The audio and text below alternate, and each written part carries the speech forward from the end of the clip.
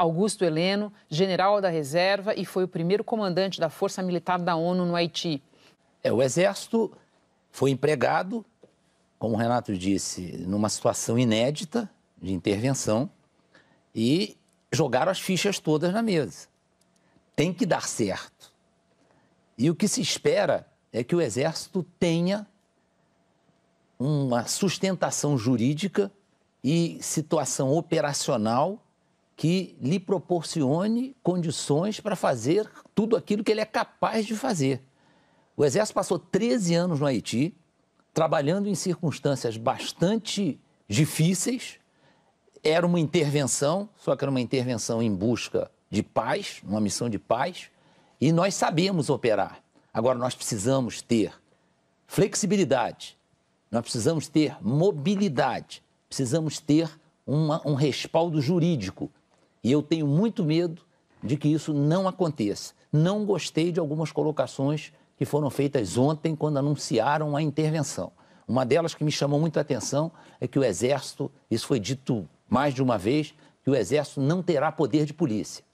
Isso merece, inclusive, que o Poder Judiciário, até o próprio Supremo Tribunal Federal, assuma essa responsabilidade e bote até o plenário lá e vote para que o Exército tenha poder de polícia durante essa intervenção. Senão, nós vamos continuar no mesmo. Se nós não mudarmos o perfil operacional do que está acontecendo no Rio de Janeiro, nós não vamos ter sucesso. E aí é um risco muito grande, que, como o próprio Renato disse, é no Brasil inteiro. Nós estamos vivendo essa situação no Brasil inteiro. O Renato falou, aconteça, é curto, né? É 31 de dezembro, nós temos 10 meses para fazer isso, né? É curto. Além disso, é preciso levar em conta que decidir pela intervenção é sinalizar com uma ação de choque, né? Então, eu ontem ponderei que se eu fosse convidado, não aceitaria, não sou voluntário. Mas se por acaso eu fosse o interventor, 3 coisas que eu ia pedir e que talvez não aceitasse, mais ainda, se não me fossem concedidas. Primeiro, regras de engajamento. O que são regras de engajamento? É a maneira de operar. A nossa regra de engajamento no Haiti era uma regra de engajamento altamente flexível, que dava ao comandante da cena, não era o comandante geral, o comandante da cena onde estava acontecendo aquilo, o poder de ferir e chegar ao ferimento letal daquele sujeito que tivesse ato ou intenção hostil. Ou seja, um sujeito armado de fuzil, assaltando, roubando carga, ele passa a ser um alvo. E a partir daí eu posso eliminá-lo. É duro sim, mas é assim que tem que acontecer.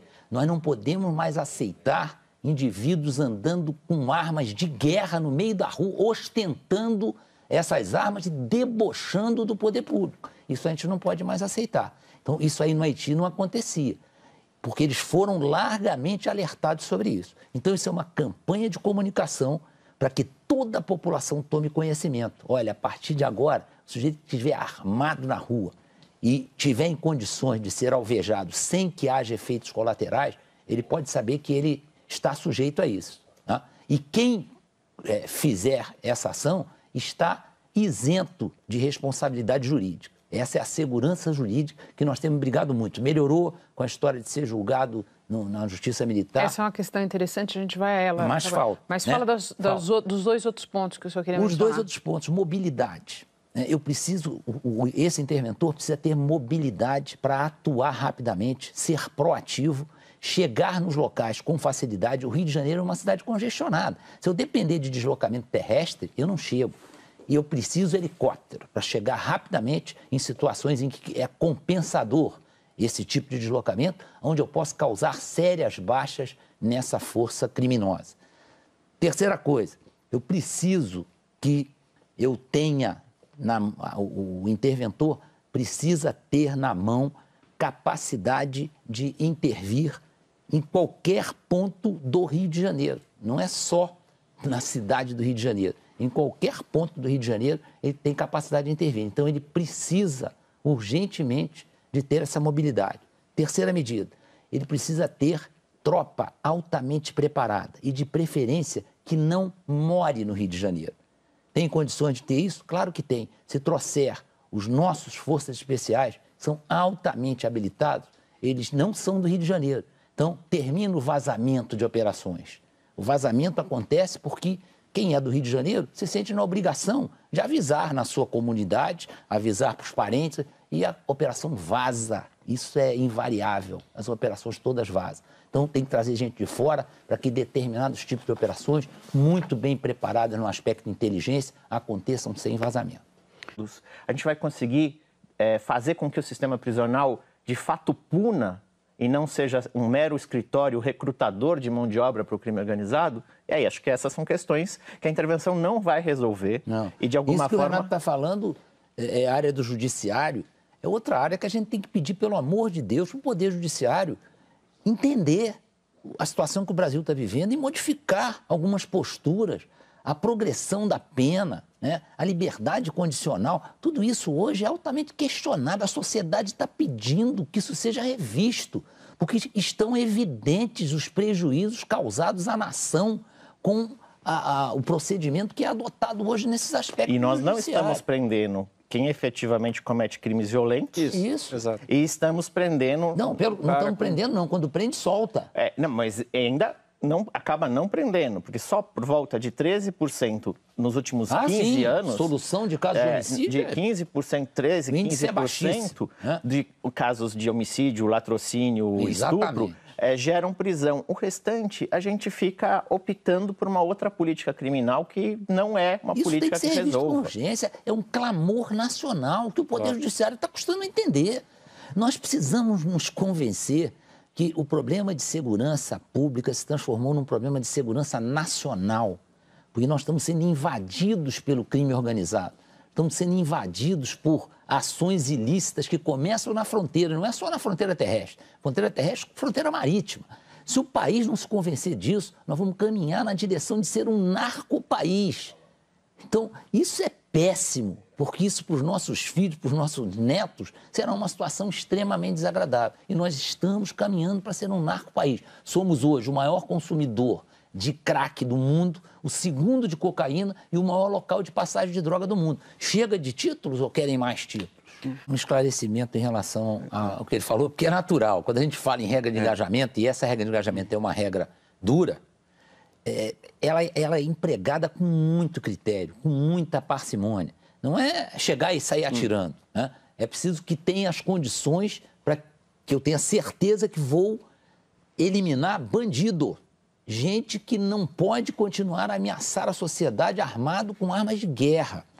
Não é para atirar sem critério. Ao contrário, na própria regra de engajamento, que o soldado anda no bolso nas missões da ONU, ele é plastificado e anda no bolso do soldado. Está escrito lá que não pode ter efeitos colaterais, o que hoje é comum nas operações no Rio de Janeiro. Pois é. Um outro ponto importante, as polícias, por exemplo. A polícia do Rio de Janeiro é um exemplo típico.